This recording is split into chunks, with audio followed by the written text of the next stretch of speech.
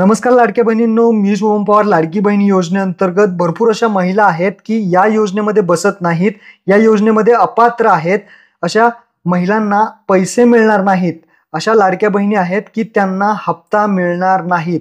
आता त्या महिला कोणकोणत्या आहेत, त्या लाडक्या बहिणी कोणकोणत्या आहेत, या व्हिडिओमध्ये आपण थोडक्यात समजून घेऊयात. तर लाडक्या बहिणींनो, तुम्ही इथे पाहू शकता, या महिलांना लाडक्या बहिणीचे पैसे येणार नाहीत, लाडक्या बहिणी योजनेचे पैसे मिळणार. अशा कोणकोणत्या महिला आहेत ते समजून घ्या.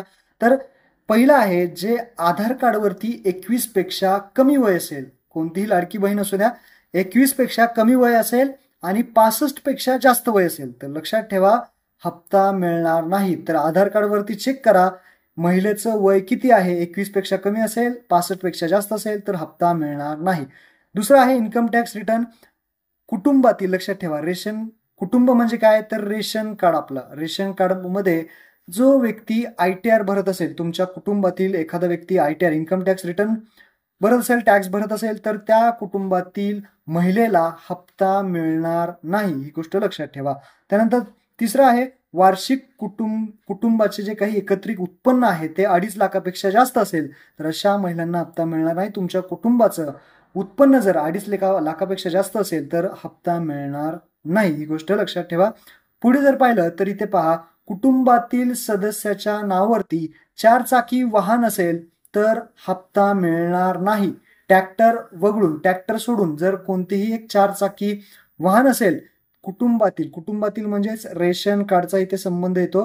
तर रेशन कार्ड मधील कुटुंबातील 4 चाकी वाहन जर कोणाकडे असेल तर त्या महिलेला, त्या कुटुंबातील महिलेला हप्ता मिळणार नाही. त्यानंतर संजय गांधी निराधार योजना असेल, तसेच तहसीलमधील कुठल्या दुसऱ्या योजना असतील, त्या योजनेअंतर्गत जर 1500 पेक्षा जास्त जर तुम्हाला हप्ता कुठे मिळत असेल तर तुम्हाला लाडकी बहीण योजनेअंतर्गत हप्ता मिळणार नाही.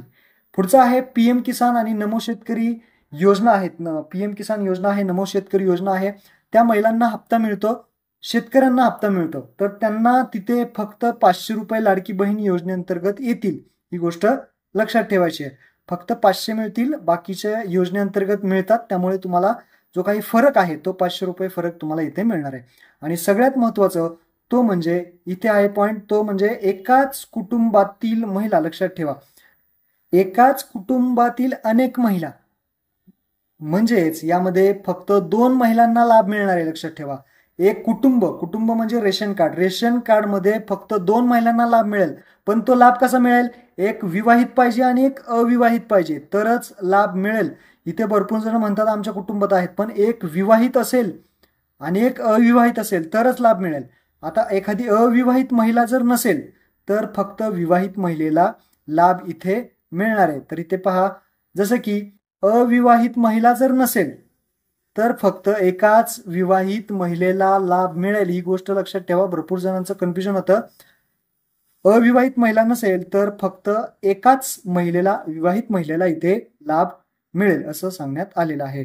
आता तुम्ही म्हणाल की हे कसं सांगताय तुम्ही, काय तुमच्याकडे प्रूफ आहे? तर सर्व अटी आणि पात्रता ज्या आहेत त्या 2024चा जो काही GR आहे लाडक्या बहिणीचा, त्यामध्ये सर्व माहिती उपलब्ध आहे. तो GR तुम्हाला डिस्क्रिप्शन मध्ये देतो, तो तुम्ही डाउनलोड करून घेऊ शकता. महत्वपूर्ण हा व्हिडिओ. तर सर्व लाडक्या बहिणींना हा व्हिडिओ शेअर करा. धन्यवाद. जय हिंद, जय महाराष्ट्र.